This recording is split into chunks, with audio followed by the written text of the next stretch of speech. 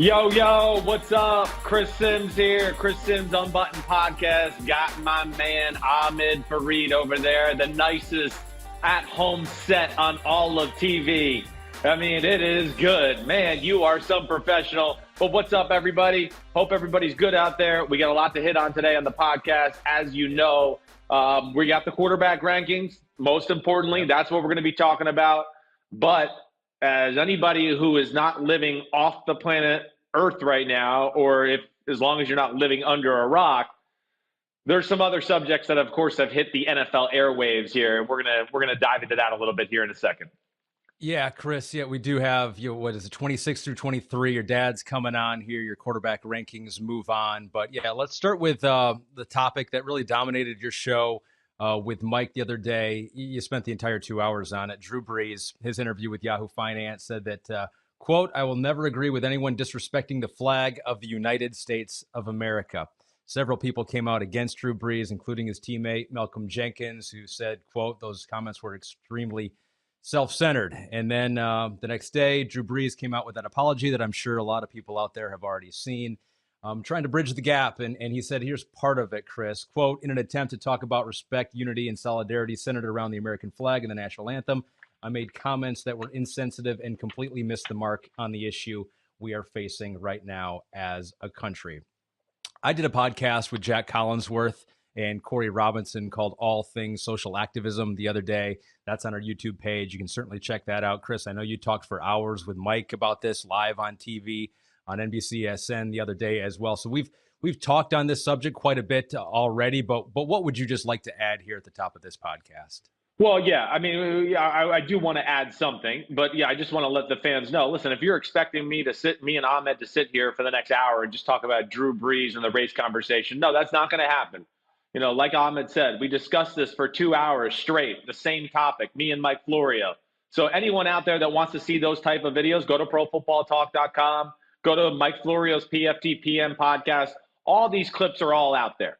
But nonetheless, we can't avoid the subject. It's the number one subject in our country. It's the number one subject in our sport. And it hits home. And listen, as a white American, there's moments right now where I'm ashamed to call myself a white American by the way some are acting. Now, Drew Brees, I have a lot of respect for in a lot of ways. But I found these comments, of course, to be totally tone deaf and disrespectful. I was hurt when I first heard it. I mean, if you saw what I was doing on the front lawn of my house when I first saw these comments and what I was saying to my wife, yeah, I got revved up. I just could not believe it. And as you know, and we both have friends that are African American, and I've been around a lot. Hey, social injustice is real. It's a real issue in our country.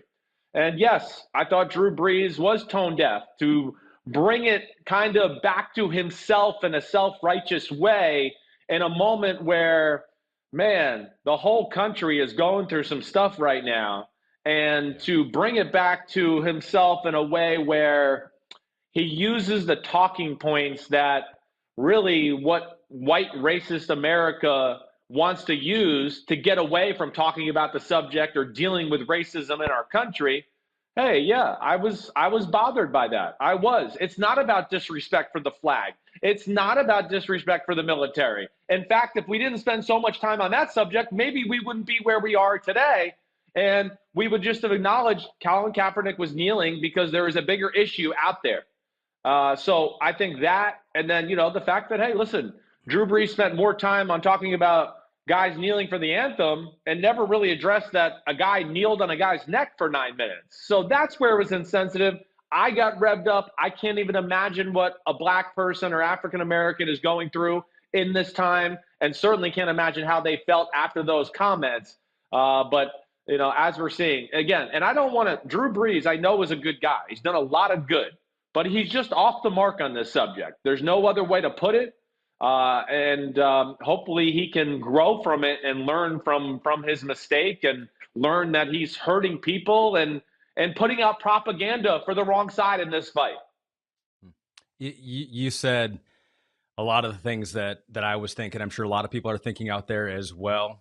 Because do I think that Drew Brees is a racist? No. Do I think that he's for police brutality? No. Do I think that he thinks all people should have a fair shot out there and be treated equally. Yes, I do think that. Like you mentioned, Drew Brees is a good guy. I don't think there's evil to his core, but I think what his problem was is that he was oblivious. Like you said, oblivious to the bigger fight out there, because it's always been, and I was in San Francisco when Colin Kaepernick was kneeling, so I was right there in the middle of it all.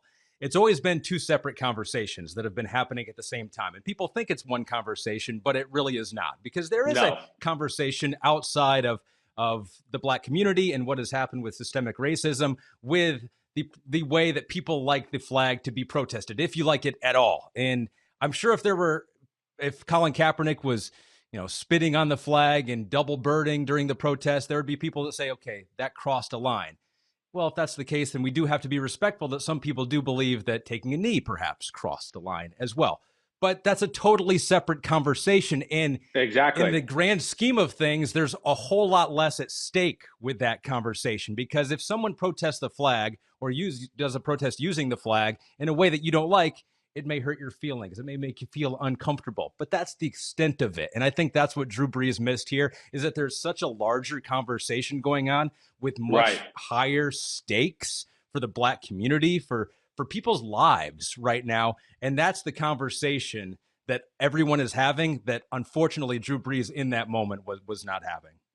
No, not not the right effect, not the right choice of words. And, listen, I think he was kind of trying to straddle the line and have it both ways. He was trying to appeal to that, white America who's trying to still act like racism's not a real thing in this country.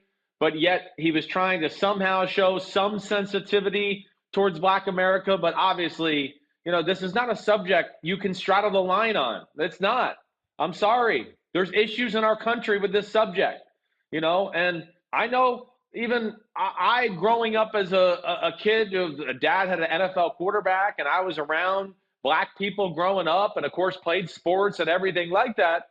Hey, I thought I had a good feel for some of the racial oppression that goes on in this country. And I can honestly sit here and say that I didn't, even though I was around a lot of Black people growing up, until you start to get a little older. And I go home with guys in college and go to their hometowns, or, in my early days in the NFL, and you're out with Black players, and you start to see how cops and sometimes how even the general public can treat African Americans in our country, you'll start to realize, whoa, this is an issue. Like, there are some people with some really up thoughts out there and that are backwards in their thinking. And that's why the conversation's important. And that's why Malcolm Jenkins and everybody couldn't let this slide under the table, because these are the guys that are at the forefront fighting this fight. And they couldn't let their, white quarterback who's awesome and throws touchdowns and wins games get away with it just because he's that guy. So, again, I want to reaffirm that point. I don't want to sit here and tell you that Drew Brees is a bad person.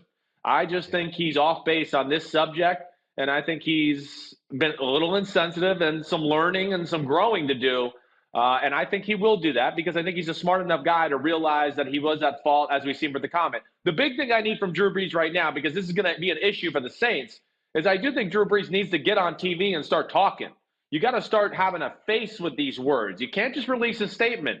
If you want to mend the locker room needs to genuinely see it in your eyes that you are, saddened by your comments, that you were mistaken with your information.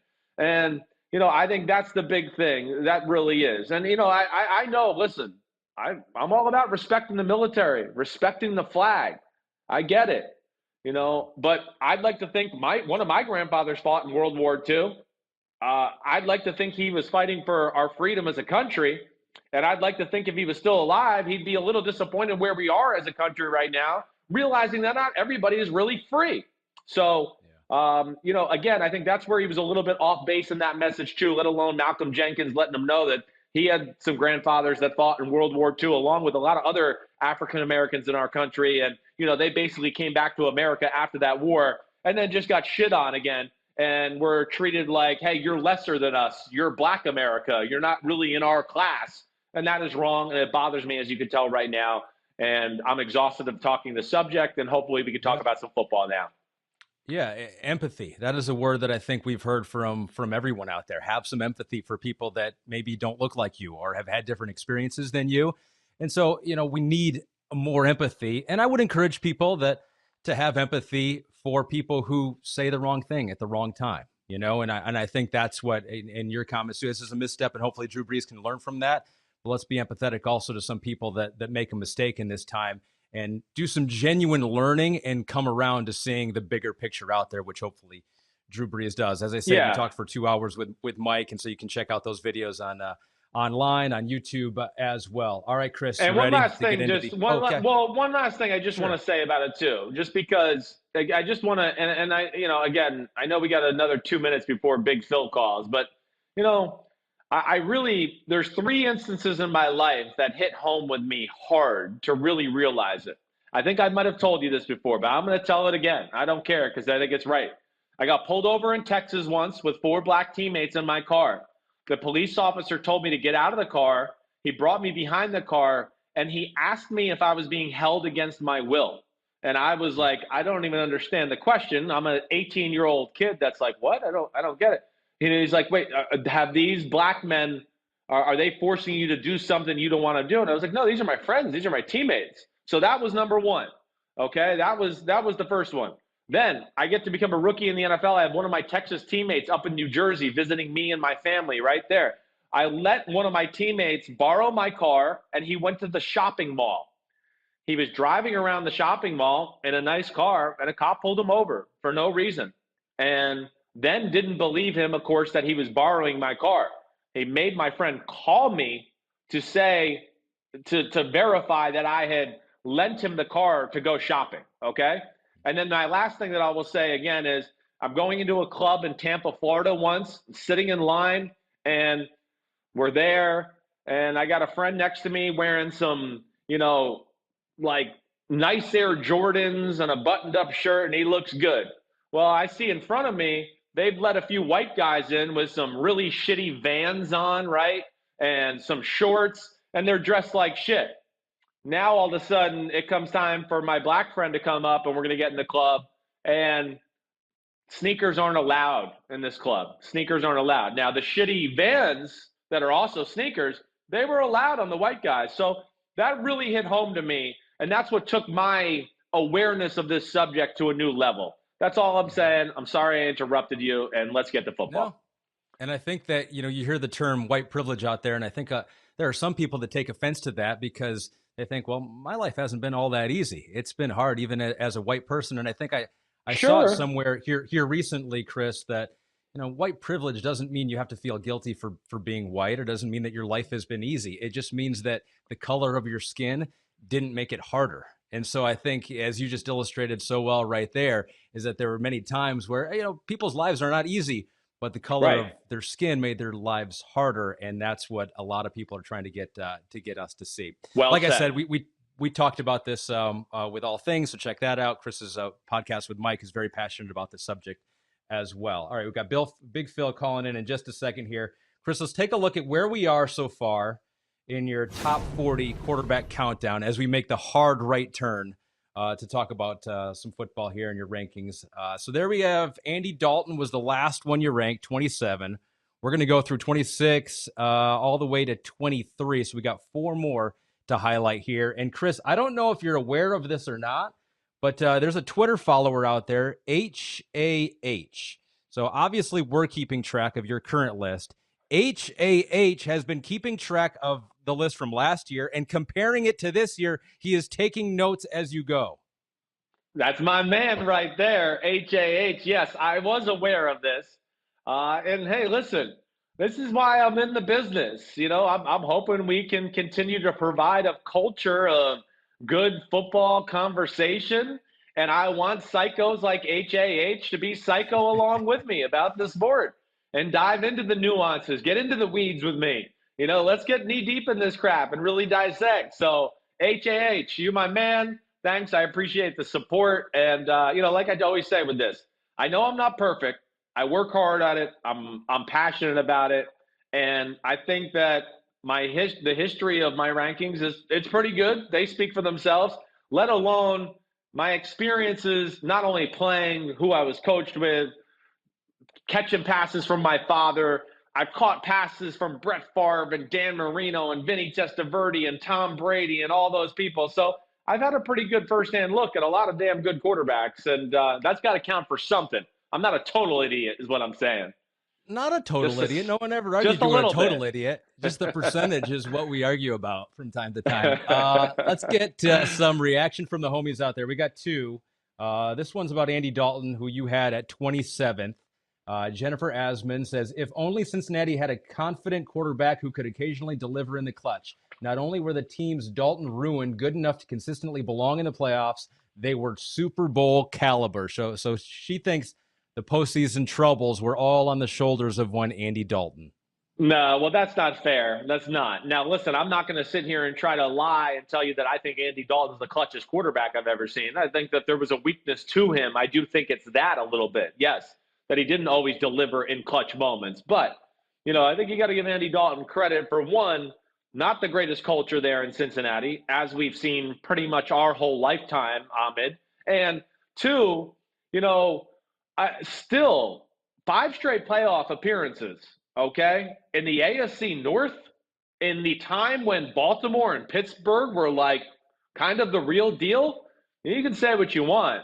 The guy did a lot of good. Does it blow me away? And am I like, oh my gosh, he's amazing? No, but he's certainly a good quarterback. He's worthy of being a starter in the NFL. There's no doubt about that. And you can win games with Andy Dalton, as we've seen.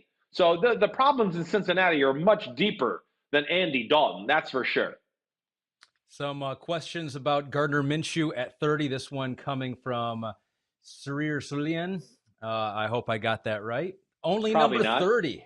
And I didn't. There's no way.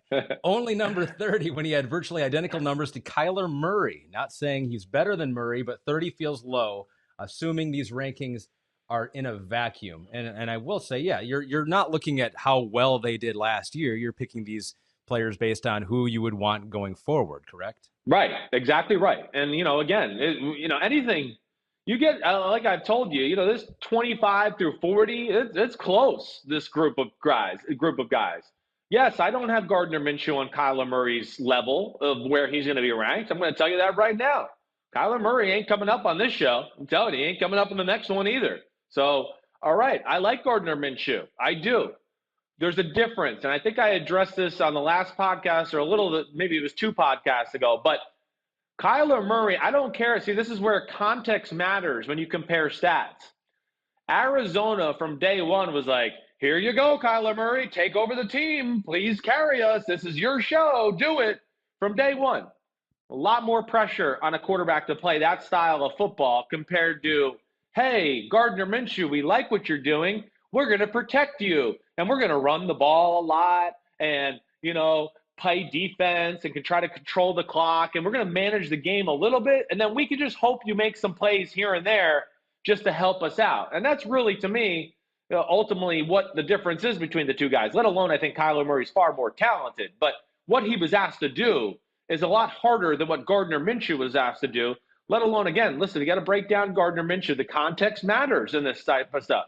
He kind of feasted on the poor, and they played a style of football that was managing him to a degree.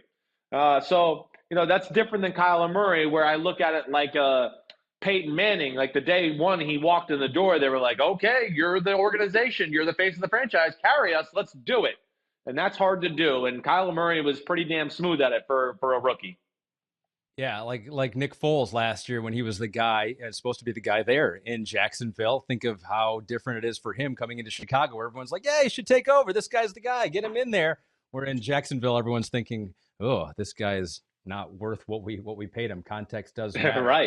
Right. On the phone right now, we got Big Phil, and he's Big Phil. You're coming at a perfect time because we're about to reveal producer Pete's top 5 facial hair rankings for quarterbacks currently in the NFL. How happy are you? Oh my God. Okay. Okay. Like I'm an expert at this. I still can't grow a mustache or anything. I shave once a week, so I don't know much about facial hair.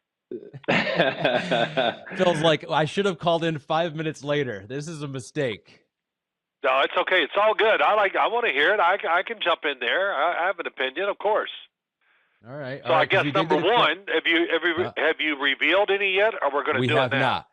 It's a top 5. You're going to get to hear it live right here because this came from Pete Hanning, another one of our Twitter followers, who said Gardner Minshew may be 30 in Chris's list, but number 1 in mustache swagger. So we're going to find out right now. Producer Pete put together the top 5 list. And Chris, you and I know this very well. When we leave Pete in charge of stuff like this, often it gets a little messed up. That's probably going to be a disaster.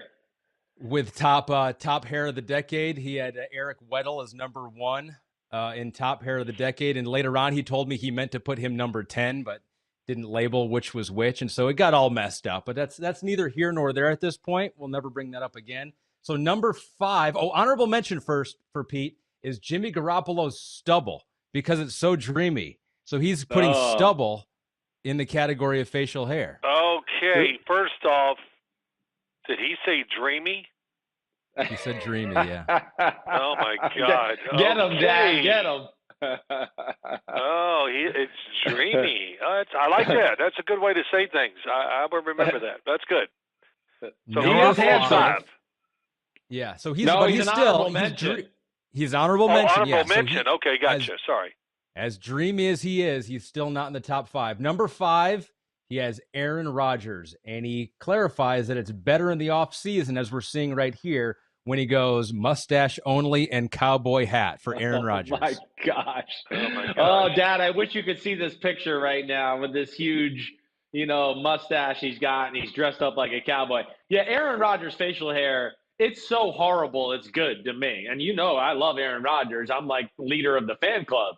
But I don't think he looks good with his facial hair. As good as it can grow out, and he really does look like he's like Wyatt Earp right there, and that, he's like going to say, like, you fought the law and the law won. It seems like what he's about to say. It is pretty impressive how you can grow it out. Oh, that's great. Go ahead, rattle them off. Keep it going. Jalen Hurts comes in at number 4. So, wow, hasn't even stepped foot on a football field, but he's got Jalen Hurts. He said best goatee in the league. He hasn't even played a game so far. Wow, that's strong. I mean, is this all time or this is current? We're just doing current. Is that quarterbacks? Okay, good. I just want to make sure. Well, I guess I got to hear the rest of the list before I make a comment on it. But Jalen Hurts, the GOAT, whatever he's got there, I never looked at it. And all the games I watched him play, I went, man, that's really cool looking.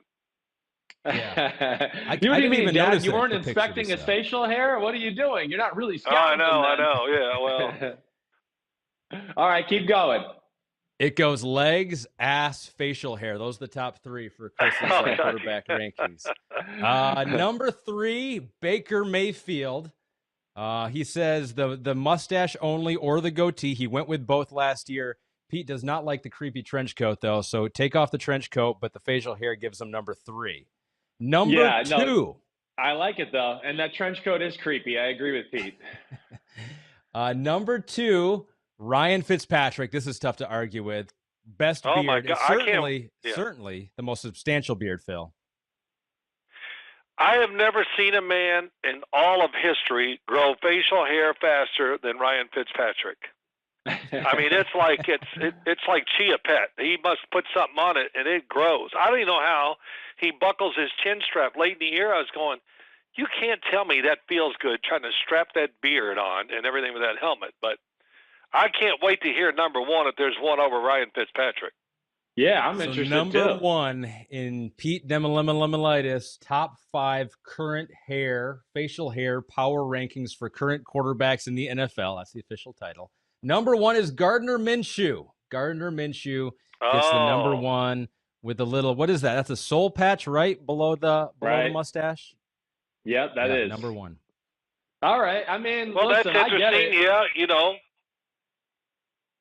Gardner made one of the best statements probably about, I'm sorry, I'm getting a little feedback on my phone, but when he said, why do they love him in Jacksonville? He goes, I got just enough white trash in me to make people like me or whatever.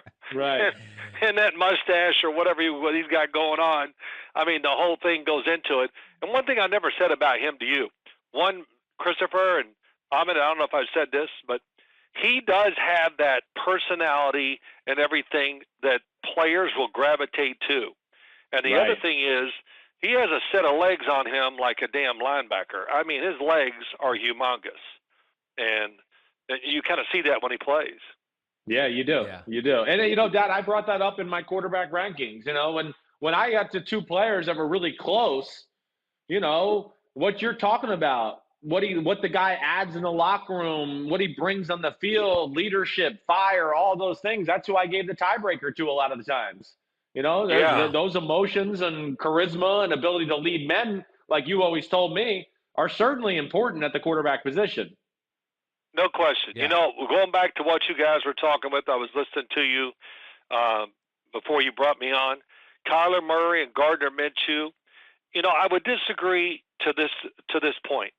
Kyler Murray played in an offense that was easy to get in rhythm with, always throwing the football, tons of screens, tons of short throws, always there. And it just, it tires out the defense, all that. And I've always kind of said, to be a game manager, if you want to put it in that way, that's a tough way to play. Because you're not going to be, it's not all about you and you getting in rhythm and getting a feel, and you can afford to miss a few throws. When your so-called game manager means less throws, being more careful, and it's 3rd and 8. Come on, make the play for us. So I think there's a little more pressure on game managers than guys they put pressure on. I've always thought that. That's fair, Dad. You're right. You're right. I guess I was just trying to say more that Kyler Murray was asked to carry the team from day one, and Gardner Minshew was asked to be just a piece of the pie. That's really what I was really trying to get into. That I agree with. Okay. Gardner Minshew they're not going to build their team around him and focus just on him this year, even if he has a great year. But Kyler Murray, look, man, he was the show last year, and he'll even be more the show this year. It's just going to be their success, and I never say this, but their success will really depend whether it's 9-7, maybe 10, whatever those, or 6-10. It'll come down to Kyler Murray, how well he plays, and if he can make more throws down the field, which they started bringing into their offense late last year. All right, Chris, to wrap up the hair segment, Pete wanted me to pepper you with one final question, just your instant gut reaction. Yeah. He asked you, Chris, if you needed to wear one for the rest of your life, what would you choose? Gardner Minshew's stash and shaggy hair, or Ryan Fitzpatrick's beard with cleaner top? Ooh. You're a fan of the clean top, Chris. I think I'd rather go with the Ryan Fitzpatrick look. I do. First off, I'm the son of my father. If he's shaving once a week, I'm only shaving twice a week. Okay. It's not much more than that. So it would be cool to feel that beard that Fitzpatrick has. All right. And with my dad and our Kentucky roots, I don't know, you put that mustache that Gardner Minshew has on. I mean, you want to see white trash, I'll show you what it looks like in a hurry. You give me that mustache. Two good points that I had not thought of previously. Good. All right, so Phil, there's a trivia question I want to ask you about, but I think I want to save that to the end when we say goodbye to you. Do you want to get into the countdown, the top 40 countdown here, Phil? Let's do it. Whatever you guys want to do. I'm here to serve. Right. When my son calls, I always say yes. If I say no, he goes, really? Yeah. You can't come on? So he makes your life miserable from that point forward. Let's get in the countdown. I can't wait. All right. Number 26 on the Chris Sims top 40 quarterback list is Joe Burrow, quarterback, Cincinnati Bengals, the number 1 pick in the draft. And yes, I know for everybody out there, I know we haven't seen Joe Burrow play football in the NFL yet. Listen, I am very confident in saying he's going to be good. I don't know if he's going to be great or awesome. I'm not sure of that. But I think everything I studied coming out in the draft makes me believe that he's going to be great. It does. Now, he's got to go out and prove that on the field. I understand that. But at the same time, I saw enough in college to know the guy is going to come in and be able to run an NFL offense, make every throw you need to make. And more importantly, when you play in a bad team, usually you're under pressure as a quarterback. And to me, that was where Joe Burrow just was out of this world good at LSU. I mean, out of this world good. Dad and I have talked about this with Joe Burrow. It's amazing for the team that won the national championship and went 15-0, and he's the number one pick, how bad his pass protection was on a week-to-week basis, and how it actually never came to really affect the football game because he is amazing in the pocket. He is amazing at escaping danger, and he is amazing at making big throws when people are all around him and danger is in the pocket, and he can still make a 20-yard strike throw down the field. So that's why I got Joe Burrow where he's at. And, Dad, what are your thoughts on him? Well, you took it all. I think you said it right. He played pro football last year down at LSU. I say this all the time. Sometimes, we judge people just on one-loss records. I think sometimes it's better to be on a college football team that has to struggle at times. It's a little rough. You get to play what pro football is really all about. And Joe Burrow, and we talked about it during the offseason. When I watched his games, I was like, wow, their pass protection is not what you think. And I was shocked at how much he got sacked, got away from trouble, threw the ball with people around him, going to get smashed by a guy that's unblocked, and he turns and the other way to find somebody to throw the football to. And I think his downside is, if it all goes bad, as an NFL quarterback in his career, he'll be a good, solid NFL quarterback at worst. And so, right. And you know what, too? New quarterback in Cincinnati. It's bringing life to the team. I can do it when I read their articles. You can see that they're excited. And that will all filter into the coaches, the players, and I hope they give him a chance where we at least get to see, what he can do. I don't want to see a Bengals team that goes 2-14, and right. it's just the same show every week for the quarterback where you have no chance. It seems like, and they've surrounded him, and I think we've talked about it with us three previously with the fact they've surrounded him with some pretty good receivers. They got A.J. Green, Tyler Boyd, John Ross, Auden Tate there as well in Cincinnati. So there's some weapons for Joe Burrow. I'm curious because both of you, and I've heard you talk about this extensively, the tool of the arm strength for a quarterback. And Chris, you admitted that you didn't have the strongest arm strength of any quarterback coming out, although it was the cleanest film that you said you'd ever seen, perhaps from a quarterback in college. Why is the lack of arm strength not as much of a concern for Joe Burrow, than it might be for some other quarterbacks? Yeah, sure. Well, all right, dude, there's the two things I want to hit on there. First off, Dad said the floor for Joe Burrow, or is he's going to be a real good NFL quarterback? The ceiling, to me, is like he could be Peyton Manning. I know that I said that to you. That's who he reminded me of, really, in a lot of ways. Now, I think it's some of those qualities that, yes, it's not ever going to be one of the top 5 arms in football. It's not. It's going to be right around the middle of the pack as far as pure arm power is concerned. But his ability to throw, from awkward feet positions, awkward arm angles, he's got great anticipation. He's got great touch. He's a thrower and a passer, as Dad and I would talk about. He can drive the ball, but it's just not going to be a 100-mile-per-hour fastball. It's 95 or 96 miles per hour. So he can make every throw there is there to be had. Yes, but if there was a weakness to his game, it is his deep ball throwing. I think that was the thing I was the most underwhelmed by. But decision-making, ability to process information on the fly, and why he's doing that, make the decision and make the accurate throw with chaos happening around him, is as good as I've seen. And the last thing I want to hit on, when you talked about the support around him, that's where the Bears went wrong. That's where a lot of teams go wrong when they draft these quarterbacks high. If you want your first pick of the draft investment to work, well, you better give them a support system to make it work. And at least Cincinnati seems like they're building an offensive line and trying to put some receivers around them to go, hey, we think this guy has something to him, and if we just give him a little talent, he's going to get this whole organization going in the right direction. And he's got an edge and charisma, and everything about him, to me, just exudes like franchise-type quarterback. Yeah, I agree with just everything. And, you brought up a great subject. Why draft a quarterback in the first round and really declare that this is the man? And, your job, the coach's job, the general manager, Everybody is on the line when you do that. He must succeed. So if you have an awful defense, don't worry about it. Protect the quarterback. Build around him. Just enforce it so much that slowly that will just materialize in helping the whole team. Don't be trying to go, well, we got 5 holes. Let's just do a little. No. Build one great unit. I've learned, and I learned from George Young and Christopher and Ahmed, the New York Giants, we were loaded in whatever it would be, defensive lineman, offensive lineman. And if that guy was there in the first round, they just go, yep, we're taking him. Just get another big guy that can really play. And, don't be trying to, who's the guy that sticks his fingers in all the holes in the wall? Don't try to be that guy. Right. Especially when you're talking about a quarterback. Make sure. Because you know why?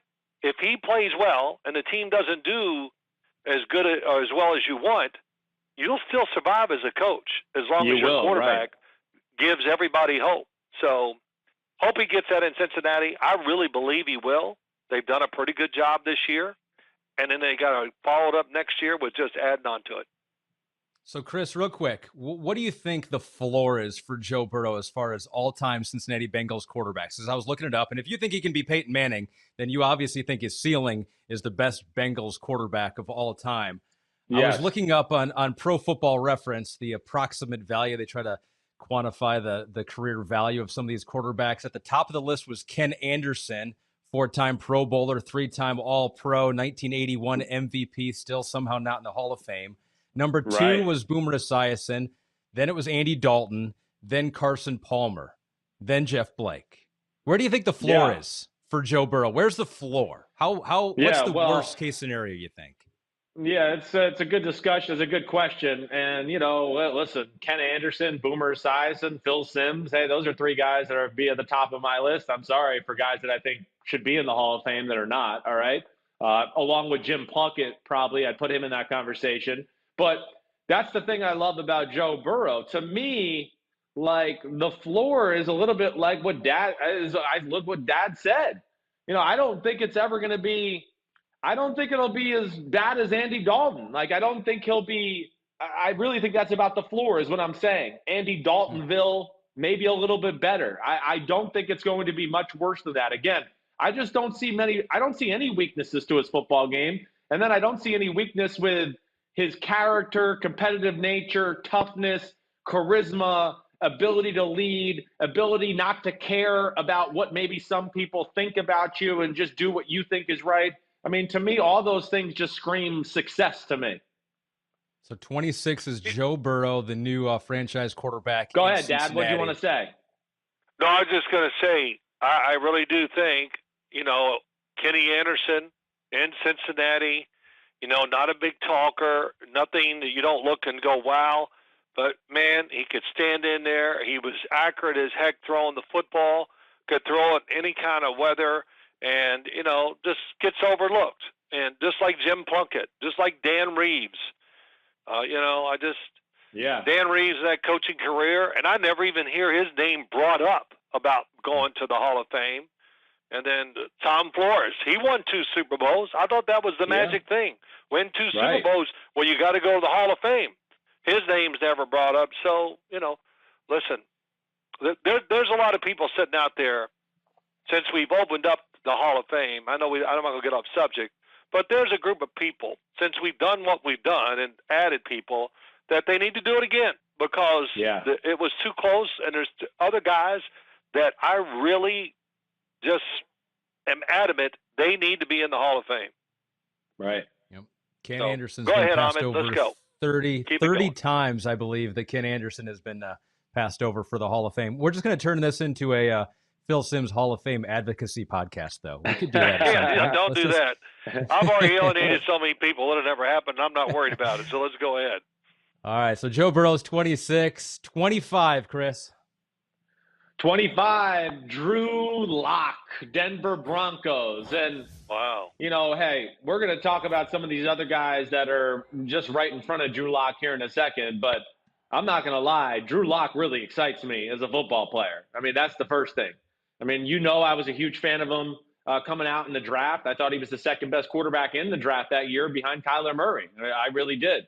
He's got He's got like a lot of things that I look at to go, ooh, the guy could be great. First off, he's just a really natural, pure thrower of the football, and the ball explodes out of his hands with great ease. And I don't care where he's at, whether he steps into it and lets it go, he can throw that 100-mile-per-hour fastball. But the other thing that's important that I find fascinating about the guy too is he can throw the 96-mile-per-hour fastball off his back foot, falling down backwards and doing stuff like that too. You know, he reminds me of a Matthew Stafford as far as his skill set is concerned. You know, that's really who he is. And again, I think the world of Matthew Stafford and his skill set. It's special. It's one of the greatest arms in the history of the sport. Drew Lock's arm is special. He is the kind of guy that I think we could be sitting here, you know, a year or two from now, and if everything goes right, where I can go, oh, this is top 10 quarterback in football. This is one of the 5 best arms in football. You know, that's where he is special, let alone, hey, here's another guy I look and go, tough as hell in the pocket, but a really good athlete. And again, not like he doesn't run as good as Kyler Murray or even as good as a Joe Burrow, but you know, his ability to throw on the run or go scramble and get 8 or 10 yards on a given play, it is real. But it's the aggressive nature and the ability to make really difficult throws at an effortless level, I think is what I like about Drew Lock a whole lot. What do you think, Phil?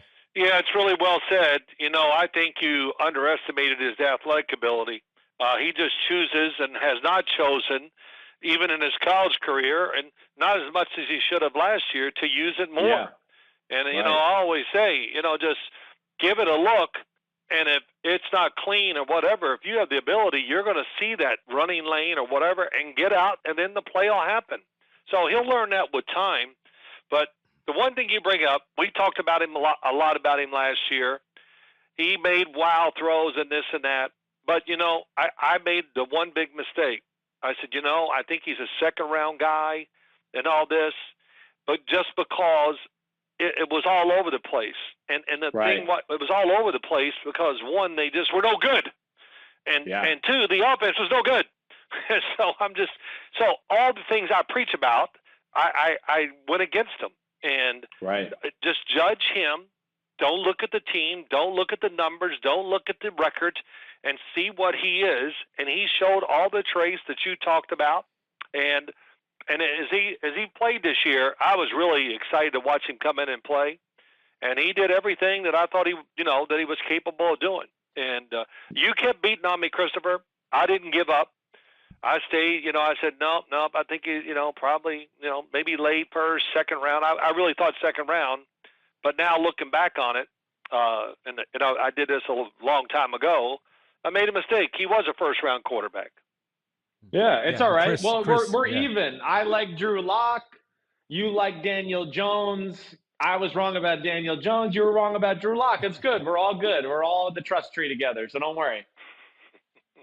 Yeah, people agreed with you, Phil, though, because he was the 4th quarterback taken last year behind Kyler and Daniel Jones, Dwayne Haskins, going 27 picks past Dwayne Haskins at 42nd overall for Drew Lock, kind of like what you're talking about. The ability to take a quarterback that much later gave Denver the chance to draft Noah Fant and Dalton Risner before their franchise quarterback. No doubt. And, you're right. So there's a support system that tells you, okay, I mean, he could explode this year. They could, especially offensively. Mm-hmm. I mean, I wouldn't be shocked if Drew Lock threw for 4,600 yards and 30 touchdowns and, 12 or 13 interceptions. Chris, his MVP odds have gone from 150 to 1 before free agency and the draft to now 65 to 1. Because a lot of people they like all those weapons around him. They got Judy and Hamler in the draft. They got his favorite target over there at Missouri, Albert O, as well. And so you're not alone. People think that he could shoot up, and he shot up your rankings 13 spots. He was 37th last year, so you're not alone. Yeah. Well, hey, go ahead, Dad. Go ahead. Well, no, I almost forgot what I was going to try to say. About Drew Lock. Well, I did forget what I was going to say. Well, it's all right. Here, I got something to say, and just feed off of this, because this is where, to me, Drew Lock, this is how, one, yes, I think he's special. I think my father echoes those sentiments. But this is where another way I look at it, too, and go, ooh, I think Denver thinks he's special, too. And, yes. I know they've changed offensive coordinators, but when he got put in the lineup, They weren't like, oh, let's protect them and throw a bunch of screens and throw the ball 4 yards so the game's over. We can go, look, our rookie quarterback did pretty good. We drafted him in the second round. They kind of just unveiled it. In fact, the offense opened up when he got in there. So that tells you he's smart, and it tells you the talent was there. They went, whoa, we can do some shit with him that we haven't been able to do. Let's do it. Yeah, it comes back to this. I remember now, this is what I was going to say about last year. You talked, you would call me constantly and beat me over the head. Look at him more, look at him. And I said, yeah, I did. Did you see that throw? Yeah, I saw that throw against Alabama. I know what you're talking about, whatever. And you know what it was? Again, I swear next year when I judge any players, especially quarterbacks, I'm not going to listen to one word anybody says, maybe my son. Because here's what happened with Drew Lock. The word spread, and it was big, it was loud, and it was everywhere. Well, he never called plays in a huddle. He doesn't know how to do this. He got the plays in the sidelines. They never got under center, and it was on, and he's just not an alpha male, and and he just went on. Well, okay. And then it kind of swayed my opinion a little bit, and I know better. Everybody lies about all this stuff, and these cliches and phrases get attached to quarterbacks, and people just literally base everything on those phrases. But, Right. And when I talk about those people, I'm talking about people like us who go on TV and talk about quarterbacks or players, and they throw this, well, he just hasn't done this, and he's a little, and I just go, I'll never do it again. I'm done. I'm going to write a note on my big board here. Don't listen to anybody when you're judging players for the draft. Just listen to yourself. Yeah, groupthink sweeps the nation in anything, especially in sports media, and a lot of times around the NFL draft with some of these prospects.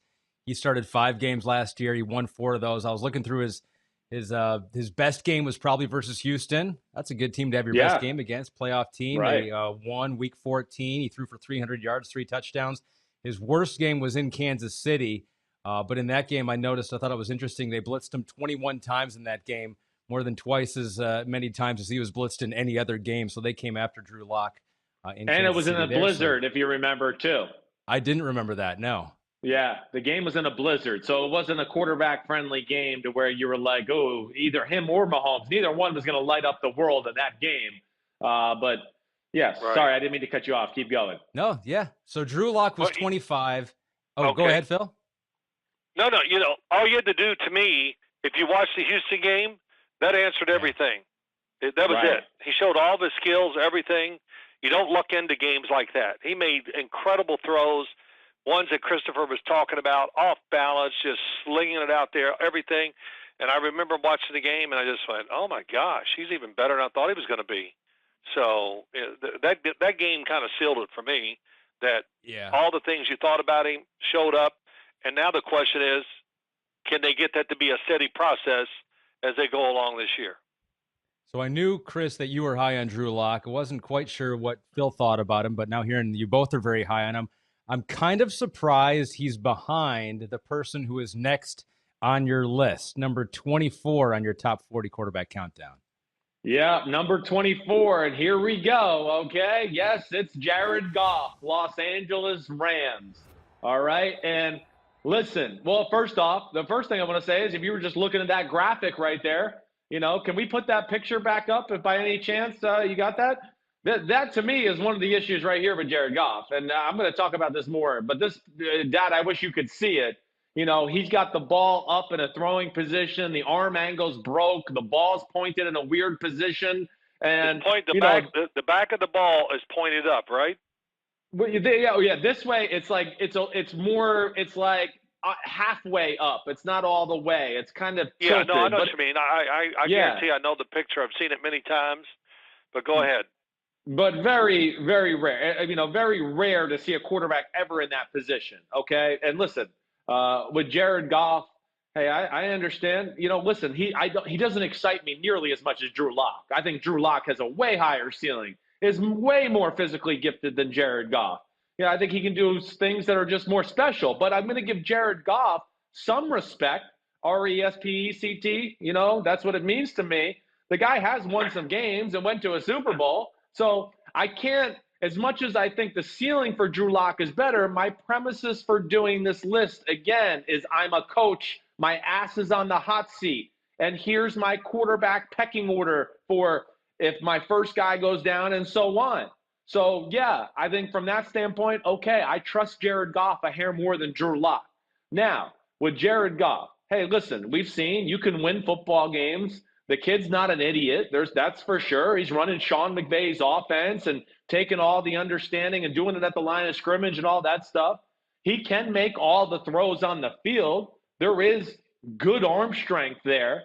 I'm not going to say it's great. I'm going to say it's, and I like to hear what Dad says about this after. I'm going to say it's a little above average NFL starting quarterback arm strength, but not much above that.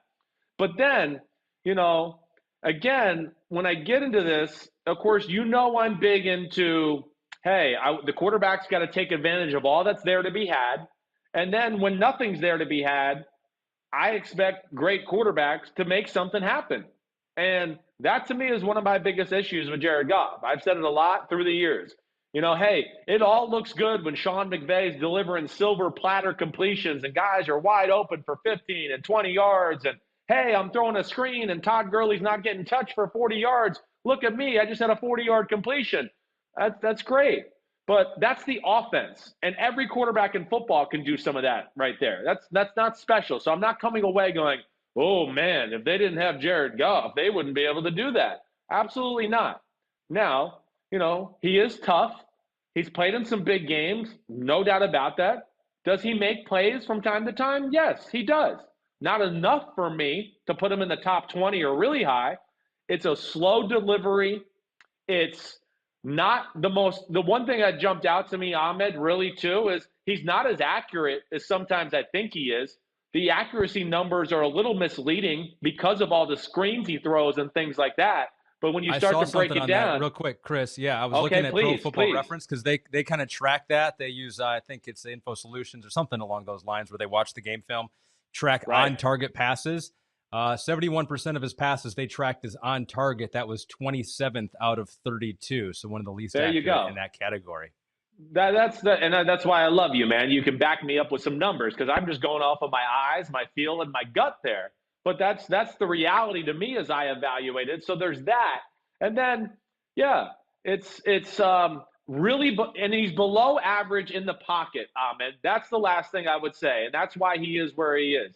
He does not have great feel in the pocket. He's not great at moving and finding a spot that's safe to throw the ball. He's not great at throwing the ball, off of different platforms or off balance and doing those type of things. So again, Jared Goff, a good quarterback. You can certainly win with him. I know that.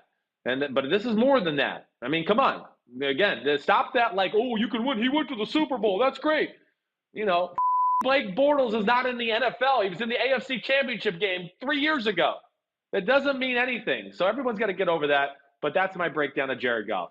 All right, so Phil, is your son being too hard on Jared Goff here? Even though he's got him ranked pretty high in his list, I was looking at, he didn't have the benefit of a good rushing game last year, 26th in the NFL. He was asked to do a lot. The drop percentage actually was fairly high for the Rams. They had some drops in there. But that's on him too. I didn't get to that. He throws the off-target balls. He throws a lot of what I would call hard knucklers, Ahmed. The ball doesn't spin and spiral. It almost just stays in place and comes at you, and it's very hard to catch that type of football. Sorry, I didn't mean to cut you off. See, Chris is still beating up on this guy, even I'm trying to defend him. The Rams, they did two more things here. So the offensive line play was always in question a little bit last year. Despite that, though, they had the best sack per attempt ratio in the NFL. So it didn't take a whole lot of sacks back in the pocket, despite some bad offensive line play, although that might have been more in the running game than the pass protection game. But what do you think? Is your son being too hard on some of these things with Jared Goff? Well, I don't know if he's being too hard. He says it with just passion, so it kind of makes it even more. So that's fine. That's how he feels, and I know he works hard at it. So, but a couple things. One, he's not good in the pocket. Yes, and I said this to my son, but they don't do a lot of pocket passing. And if you can't get good at something unless you do it more than just a little. And I think he could be a really good athlete. Like when he gets out of the pocket and runs, you can see he's got decent speed and all that. Right. Right. I can't wait to see the new offense to see if it just, makes it better. Actually make it better for Jared Goff, because Christopher, teams caught on to the offense. Exactly. And they caught on to the screens and all these other things and the deep crossers. Everybody in the league is running them now. So they got to come up with more. And I didn't think they presented enough to him for him to maybe change a little bit and get better. But the throwing, he's got us when he stripes it. I think his arm is strong. When he throws it clean and it's a spiral, he can make some great throws. But the problem is the ball does get away from him every now and then. In the NFL, if you lose, as I say all the time, if you lose control of the ball 3 or 4 times a game, that is big-time trouble. You might not make the greatest decisions, but you got to be able to throw the ball and get it really close to where you want the ball to go. Even though it might be the wrong decision, you still got to be able to do that. And a great example of it is in the Super Bowl, back of the end zone, Brandon Cooks, Jared Goff sees him late. He goes to throw it, and like he said, his arm got in some bad spots, and he didn't connect it the way he usually does. And what happened? The ball floated, took forever to get there, and it got knocked down. So that's one thing I do see in his throwing motion. And listen, it's always a pet peeve of mine, and I said to you guys, I'm going to say it one more time. Tom Brady throws a lot during the offseason, works on his craft, wants to get better, thinks about it. He just doesn't throw to throw. He's thinking about it. And, we saw the great change in Aaron Rodgers from that stupid college motion he had, and he adapted because he saw Brett Favre, figured it out, and we see greatness from him. Tony Romo, when he was playing with the Cowboys, had a great motion, really never lost control of the ball. And we would talk during the offseason and during the season and how he was always thinking and working on just making sure the release and how he got to where he wanted the ball to go. He was working on it. So that's what great throwers do. Some are just so gifted like Aaron Rodgers, it doesn't matter. He can pick it up without throwing one all offseason and do it. But his stuff is great. But the rest of them and young quarterbacks, what does Steph Curry do during the offseason to get better? Yeah, shoots threes. You're right. He shoots. And quarterbacks, I love it when they say, well, I don't throw much. I just throw a couple days, And I just go, well, you're stupid. It's crazy. You to get better at throwing, you got to throw. And because there's innate feels about it. In other words, just you can't teach it. You learn it through just repetition and repetition of getting great feel for the ball, learning to manipulate it however you have to. You heard Christopher say that. That is one thing that Jared Goff does not do. He's not a great off-balance thrower. Plant your foot, throw it across the field, stuff like that. But and I really disagree with this. You can't change a quarterback's motion. Please shut up, because you're wrong. I know they can. I've seen them do it, and I see it all the time. Sometimes it's very small, and you don't recognize it. I do, and I know it makes a difference in what they do. Last thing, I'll just say this real quick. What happened to Baker Mayfield last year throwing the ball? He's got a really good arm, and he can throw it, and he can pass it. But Baker Mayfield, for some reason, thought he was Nolan Ryan. And, hell, there comes a guy across the field. He's wide open. He's trying to throw it 100 miles an hour. And when the harder he was trying, he did the same thing. And they almost always, well, not almost, I think every time I saw him, if it was a bad throw, it was an overthrow. And that came from trying to throw it too hard, and it leads to a mistake because the connections don't stay the way they should. So that's all I'll say. No, well said. Well said. Yeah. One thing. Go ahead. I'm just going to say, well said by Dad. And, I know I've talked about this, and we've talked about this before, but it's still worth saying again. Dad's right. Throwers, you can fix natural throwers can be fixed. Okay. Where we got into this narrative is we can never change this guy once he throws that way. Those are conversations that we've had throughout our history of football with guys who aren't natural throwers, like Tim Tebow or Blake Bortles. I'm sorry to go to Blake Bortles again here, but those are the things I heard about them. I know it never fails, but those are the things you hear about them. And I would just sit here and tell most people, yeah, you can't fix them because they're not really natural, what we would call naturally gifted throwers. Can you just pick up any object and let it go? Wiffle ball, rock, baseball, Nerf football, real football, basketball, whatever it was. Patrick Mahomes and Aaron Rodgers can throw whatever that damn object is you put in their hand, and you're going to go, whoa, okay? Unnatural throwers, I don't give a crap if Phil Simms teaches them or, anybody else out there. There's going to be a limited ceiling as far as how much they can adjust, I guess, is what I'm trying to say. You agree with that, Ahmed, Dad? Am I right there? Yes, you do. Ahmed, let me say this. No, and I've said this to you before, but I'll say it again anyway. Nobody knows more about the 100 meters than me. I train for it better than anybody. I work harder at it. I live the life. I get down that stance, the gun goes off, my ass is coming in last. Okay? So all that means that, and the thing about throwing, here's what gets me. Yeah, they don't change their motions, because who's going to teach them?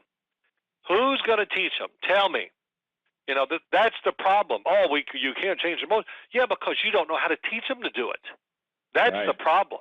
And right. You could take many of these guys and tweak them a little. Is Johnny Parker, our strength coach for the New York Giants for many years, I said to him once, what do you think? Would it really make Lawrence Taylor any better if he really trained and stayed in shape and did all that? And he goes, he's Southern from Mississippi, he goes, Phil, all I can say is this. If the sun was 1 degree closer to Earth would explode. And I said, okay, I got it. And it was it. And so, just think of Lawrence Taylor. What he was great. But what would he have been if he took care of himself, still had the same mentality, and trained to be better? My God, he would be the greatest player that ever stepped on the field in the NFL. Yeah. Still a lot of people hoping that Jared Goff can get better because they'll always have that. Not the scarlet letter, but it's a scarlet number, 134 million, 110 guaranteed. He's talked about perhaps restructuring that contract to help him fit some more players under the salary cap, but that's a discussion that we've had, Chris, with a lot of quarterbacks. Can you win with a quarterback making that much money? And oftentimes it's the talk of, even with an elite quarterback, let alone a quarterback that's on the level of Jared Goff, making that much money makes it that much tougher. Yeah, well, yeah, go ahead, Dad. Go ahead. Yeah, no, I just want to say, Ahmed, what is it about every quarterback's contract that comes up? It has to be the biggest one. Like, what we just said, it was $34 million, so my guy's got to get at least $35. I don't get that. I mean, if I was an agent, I would say that. If I was a sports agent, that would be my line. Well, yeah, that's your line, but I just don't understand it. Why every team thinks, oh, well, okay, his contract's up. We're going to make him the highest paid guy out. Boy, excuse me, the highest paid guy out there. I just don't understand that logic, and no. I think sooner or later somebody's going to balk. Yeah, and everybody's going to go. Somebody's going to balk sooner or later. One NFL team's going to go. You know what? We're going to save that $38 million. We're going to pay you, and we're going to get this other guy, and but we're going to add more players because we're not paying you $38 million. I don't know. Right. I'm not against the quarterbacks making the money. I'm not. But I don't understand why every contract has to be the biggest one compared to the one that was just done. Yeah. Well, you can tell that's it's a fear. Musical chairs that there. You'll be left. Yeah, you were both going to say the same thing. Oh, you right talk there. about that too, Christopher? Yeah. Well, I mean, yeah. It's to me right now. It should be okay. This is what Russell Wilson and Aaron Rodgers make, and nobody makes more until you show me that you're better than them. And the only people we could talk about maybe being better than them right now are, maybe a Deshaun Watson and, of course, Patrick Mahomes. Okay, that's fine. They've earned that. But you're right. I don't get it. I don't get teams. I mean, the Rams negotiated against themselves on a quarterback that, again, as I see, is number 24 in football. And I don't think anybody in football, just so we can clarify this, I mean nobody thinks Jared Goff is a top 10 quarterback. Nobody. I just want to clarify that. And I know I've been very passionate about the Jared Goff thing and this whole thing here too. And it's not personal to Jared Goff. I like Jared Goff. I mean, I think he knows some of the things I've said about him. I don't think he likes me very much. Okay. But I do respect him, and I do think he's tough, and I do think he loves football. I'm passionate about this one because I know the Twitterverse and everybody else is going to try to shit on me. And that's why I probably came out with a little more passion here, Ahmed. That might have got mistaken for Jared Goff hate. Yeah, and I don't hate anybody. You're saying good things, and I'll tell you what, just watching him on the field and all that, he comes across great. I'm sure his teammates really like him. He's not a celebrity. Look at me. He really, right. I can tell he loves his job. I can tell he loves football. I do.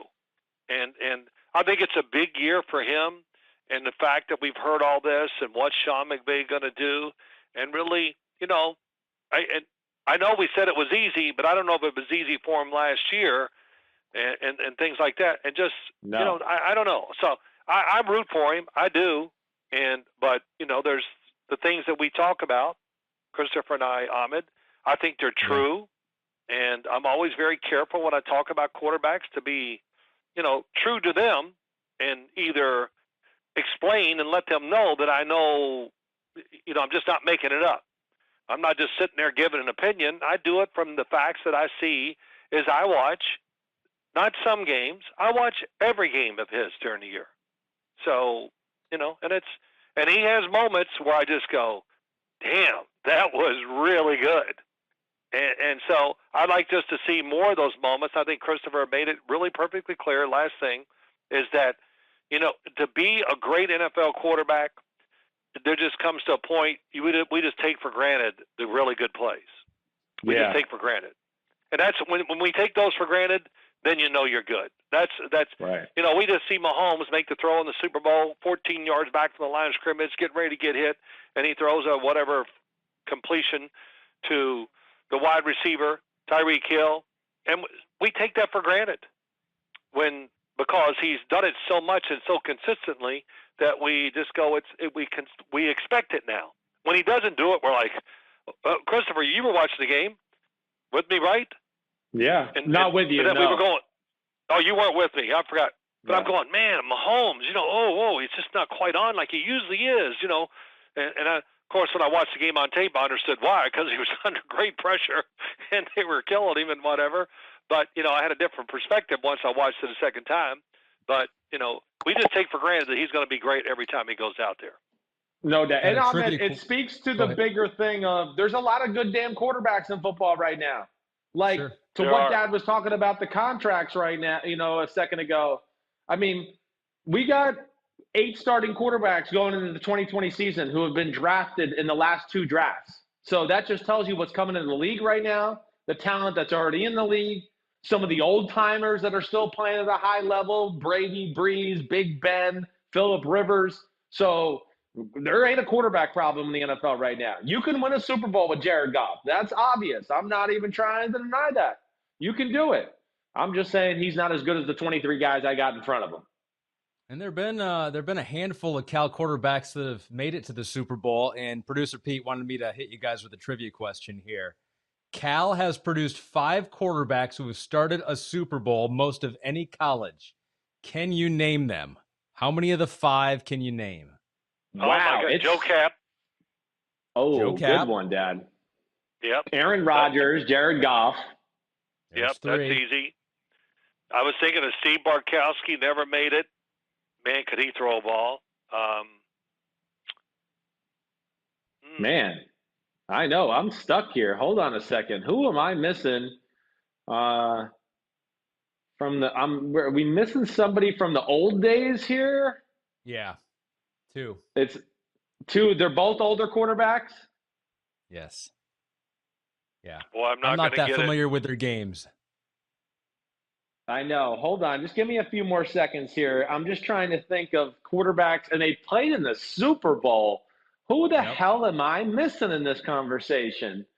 I'm trying to go through the 70s and Bradshaw and Stabler and Staubach. No. Greasy. No. I mean, wow. There's one of these quarterbacks, producer Pete says, started a Super Bowl for 2 different teams. So one of these remaining 2 that you haven't thought of started for 2 different teams. Started for 2 different teams in the Super Bowl. Yeah. Not Craig Morton. I know. I was about to say Craig Morton, too. Craig Morton. Craig Morton. Craig Morton was one? Craig Morton is correct. That is correct. Baby. Yeah. I was getting ready to say, Craig Morton. I was going to go through all these other guys. Then I was getting ready to say, Norris Weiss. I don't know where he went to college because I knew he played in the game. But you said started Super Bowl games. And then the final one, I'll give you the first name. Vince Ferragamo. Ferragamo. Yeah. The Rams also played at Nebraska. So that's what played Nebraska too. He was at Cal with Joe Roth, Vince Ferragamo, I think Steve Bartkowski, and a guy that I played with the Giants, Fred Bazana, were all on the same roster, if I'm not mistaken. And I just went, how would you like to go to practice and see those? Joe Roth was going to be the first pick of the draft. And he got cancer and, of course, passed away. But, what a group. They were a combined 1-5 in the Super Bowl, so they got there, but Cal has not had a whole lot of success. But Aaron Rodgers, he got them a win. Saved them. Phil, you got time for one more? We're going to reveal one more on the top. Let's go. Let's do it. Okay. Number 23, Chris. Sam Darnold, New York Jets, right? Sam Darnold. Hey, do I still have a few questions about Sam Darnold? Certainly. I mean, we haven't seen him play a full 16-game season yet. But I saw improvements from year 1 to year 2 with Sam Darnold in some areas that I wanted to see improvement. One of my issues with Sam Darnold going into the 2019 season was I thought he was a below-average down-the-field thrower. And when I say down the field, I mean anything above 18 yards, 20 yards, anything like that. I didn't love that. He was better last year. I don't know what the stats and numbers say, but that's what my eyes told me. And then the other things about Sam Darnold that are positive, okay? He's got a very quick release. You talk about getting the ball out of your hand in a hurry in a short passing game, screens. I mean, he can get it out of his hand about as good as anybody in the NFL, not named maybe Aaron Rodgers, as far as quickness of throwing it. Then I get into two other things that really jump out to me, what I like about Sam Darnold. He is phenomenal in the pocket. I mean, a master Jedi, in the pocket. He really is. He's got phenomenal feet. He's got great feel. He's one of those guys that can move around the pocket and, it looks like he's looking at the rush the way he's avoiding these guys, but yet he can look downfield and still evaluate his receivers and the coverage and still make throws that way, let alone – he is a phenomenal intermediate passer of the football. Anything between 5 and 15 yards, it is freaking bullseye, 95% of the time. And I think that's what I really like about Sam Darnold. So there's a lot of potential there. It's a big year for him and the Jets for sure. I know we don't know maybe completely what he is yet because he hasn't played that 16-game season, but I think it's going in the right direction. I'm a big fan of Sam Darnold. What do you think, Phil? Well, that was well said. I'll just say this. He does have great feet in the pocket, and it just kind of shows you if you go to the right school and you got talent as a quarterback and they let you exploit that talent, then you can bring it to the NFL, and that's what's great. Joe Burrow got to do it. Sam Darnold got to do it at USC, moved around all the time, and we looked at it kind of as a negative, where now I go, it's really helped him. Because we know pro football, moving in the pocket and buying time, is about as important as throwing or anything else. So He throws a great football. It's always got the right pace on it. He always throws beautiful spirals, easy to catch. You said it. He is a machine throwing from 15 yards and under. I like the fact that he moves around. And the other thing is, too, even though you don't see him talk and all that, I just think he's got a great presence on the field as a quarterback. I don't know what it is. Maybe I'm a little biased because he's local, but I don't think it is. But there's something about him. I think players will gravitate towards him. They'll let him lead them. And, he has all that stuff that you want. It's kind of easy for him. And he's quiet, but his body actions on the field and on the sidelines, even though he's not talking sometimes, don't say that. Very real. And I really watched it close. And, of course, I talked to a lot of people that know more about him. And and everything I've just said, they just go, absolutely. And I think the Jets are sitting there now going, man, do we have a quarterback roster? If Joe Flacco gets healthy, he's backing up. Right. They got Morgan from FIU.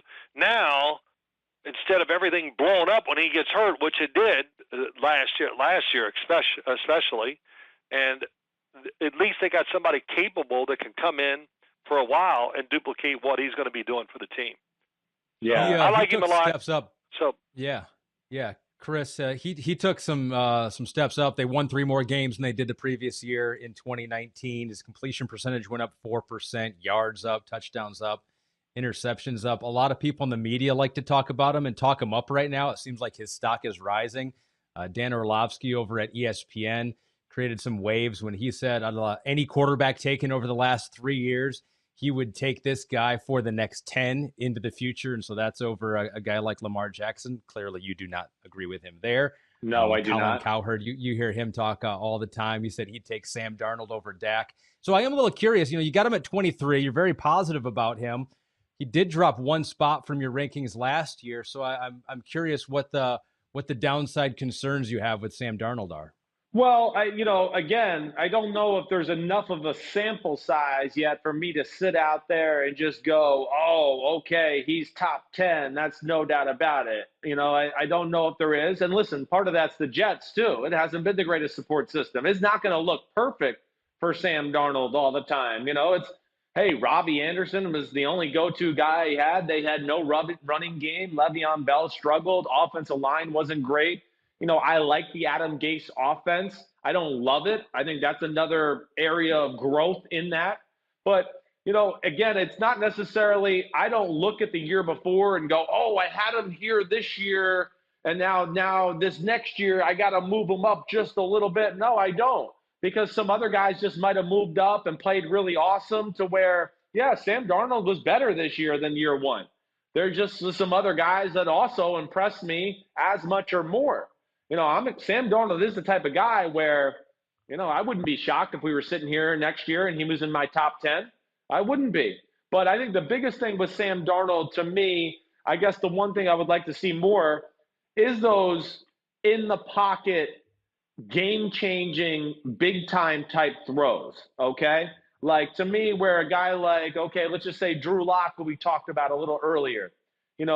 Drew Lock and the Denver Broncos, he's going to make some throws every game in the pocket that are going to change field position, change the flow of the football game, along with the offense is going to be able to call certain plays with him because of his ability to throw big-time strikes from the pocket down the field. That, to me, is just one area where Sam Darnold, I look at and could get better. Hey, whether that's like a 25-yard missile down the right sideline in between a cover 2 corner and a safety, but those type of things. That's the one area I look at as Sam Darnold and go, ooh, I like everything about him. Dad talked about him, the aura or presence he has. It's very real. I've been around all these guys, really, and I've been around Sam Darnold a lot. It's a quiet confidence about him. He has a presence as soon as he walks in the room. He's smart. You can see he's kind of evaluating everybody. If you say something stupid, he's very quick on his toes and will make fun of that right away, which I love, okay? But I think that's the thing that maybe bothers me about his play, maybe more than anything, if there was a negative there. Dad, you got a negative on him that jumps out to you? Only I guess the negative is I now hope we get a chance to see even more of him because the talent is better. They've got the offensive line hopefully straightened out. It could be their line actually could turn out to be pretty better than just okay. It could be pretty good, and see if Le'Veon Bell comes back in super shape and football shape to be a better part of the football team. But he's got more targets to throw to. And I expect the offense to be more diverse than it was in years past. The last, how many years? I'm sitting there, I got Adam Gase. He's been there. This will be his third year coming up. Yes, third year, right? Yeah, isn't that terrible? It goes so quick. But yeah, I expect more. But yes, I want to see him truly, be that more dynamic guy and really kind of dominate the team a little more. I want to see the game. I want to see the team flow through Sam Darnold. Right. We're going to win and lose because our quarterback is the man, and we're going to, when in doubt, we're going to play around him. That's what it is, Ahmed. Dad really hit it. That's really what it is, and that's probably why he's 23. Because you know, I think there's other quarterbacks we're going to get to a little bit on this list where, yeah, the game is played through them, and it's not played through Sam Darnold quite yet. There's still a little bit of oh, he's young, we're going to protect him, and you're right. This is the year that I think Dad hit it. They got to let it go and let everything flow from him. And hey, there's a reason they picked him number 3 and let him carry the squad from there. Giving him some support in the draft too. Mekhi Becton will help on the offensive line. Denzel Mims may help. Denzel Mims, yeah. I know we've been going along when Chris is doing the AirPod dance with his AirPods here and switching them in and out. I don't know how many you have over there. But before we go, we got the trivia question for Big Phil. You ready? You ready, Big Phil? Our last thing? I'm ready. So Chris did Quarterback Jeopardy, does that with Paulie B. And a couple weeks ago, he went 4 for 5. It was Phil Simms trivia, but he missed one. And I'm going to give you the question. It was the $300 question. We'll see if you can get it about your own life. Big Phil was the question. I don't like my chances, but go ahead. You threw for a career best 513 yards in an October of '85 loss at Cincinnati. Which of your receivers had the most yards that day? Oh, boy, Mark Bavaro caught a couple big ones. Bobby Johnson did. I'm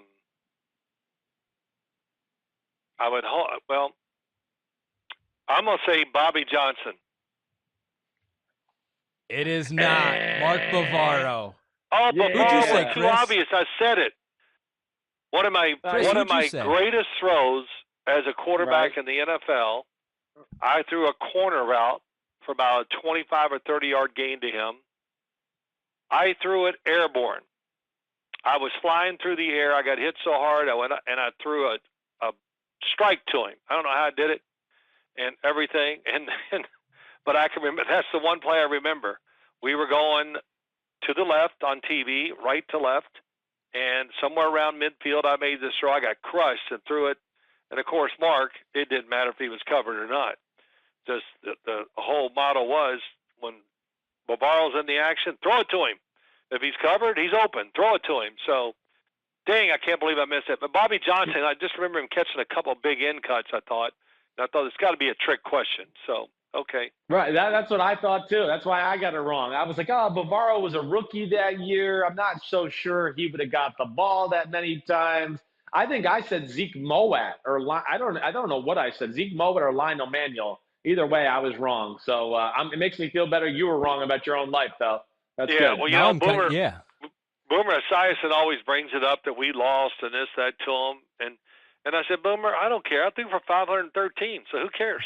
And, it's just, you get on the bus, you go, well, we lost, but damn, we threw the ball well. I did throw an interception for a touchdown, too, which wasn't great. But yeah. But at least I could fight back. And then I lost another time to Boomer down in Cincinnati. He didn't do crap. I had a big game, 300 yards, all this other stuff. We still lost, and so I just throw it into his face like, hey, Boomer, sometimes, just. Damn, Dad, were you 0-3 against Boomer? Shit. Yeah, I know it was. He loves that. He loves it. Yeah, he was with the Jets. They beat us in a low-scoring game in 1993, I think. Would that be? Yeah, that hurt. I remember. Yeah, shoot. Should have beat them. We were better than they were, but rainy day. A rainy day, and I had to go hear all the shit at school from the Jets fans that they beat the Giants. It pissed me off. Well, anytime that comes up, all you got to just say is, when's the last time the Jets won the Super Bowl? Whoa! Shots fired by Big Phil. Shots fired. Yeah. The ultimate trump card. You can't top that. What's that Great again? talking to you, Phil. I said the ultimate trump card. You can't top Super Bowls. You just go to that, and there's no comeback from. Yeah, that's easy out. I know. I never do it to people, but I mean, not to players, but I can do it to other people. So, but look, great being on here today with you guys. A lot of fun. Appreciate it, and I'm sure next Thursday morning I'll get a call from my son. You're going to be on, aren't you? Not, you know it. Will you come it's on? Coming. You're going to be on, right? So Ahmed, I don't know where I went wrong, but hey, hindsight, we're all geniuses after the fact. So I just live with it. And I raised him, Hey, so I got to live with it. Yeah, your kids need All you, right. especially this kid. So Thanks, Dad. All right, You're guys. the man. Y'all have a great day. Thanks. You too. All right, All right, that was a good one. We got to hear all of the both Sims reactions to all four of the quarterbacks in the countdown today. I'll be honest with you. I'm surprised a little bit. I thought Darnold would be higher. I thought Goff would be lower, and I thought Locke might be a little higher. I'm surprised with your rankings today. Well, you know that I went back and forth with Locke and Goff. You know that, to pull the curtain back. That was one of the closer races in this whole. I got a few notes next to that on my list that I have in my notebook there because I had a hard time figuring that on the go the first time around. And yeah, as much I like Sam Darnold, but you're going to see, as we crack down this list, you're going to go, well, okay, well, I can understand that guy being in front of Sam Darnold. It's just, there's a lot of good damn quarterbacks in football right now. And a lot of the quarterbacks that are somewhere, let's just say the ones we hit today, 10 through, 26? I mean, I know we hit 26 through 23 today, but I'm just saying 10 through 26, it's not a huge gap between guys we're talking about here. And a lot of these guys, they have a good year and improve on some things. I look at them and go, they have potential to be top 10 quarterbacks. And some of them have potential to be top 5 quarterbacks. They really do. So it's a good thing for our sport. We got a lot of gunslingers out there. We got a lot of good quarterbacks. And it's what, of course, drives the sport and makes it fun for guys like me and you to have lots of things to talk about. Getting close to the top 20. I'm ready. Chris. Oh, baby. All right. Good stuff today, dude. Good podcast. That's it for Chris Sims Unbuttoned. Ahmed Fareed, I love you. I'll see you next week. Great job driving the ship today. Everybody be good out there. Have a good weekend. Hey, let's not forget social distancing. It's still a thing. All right, let's not totally forget as Ahmed coughs. Whoa, get away from me. Okay? That was unprompted. Oh, my God. Hey, let's continue to fight the good fight for humanity and care about all and treat everybody as equal. That's the last thing I got to say. Peace out, everybody. Be good. You the man, Ahmed. Talk to you. You, Chris.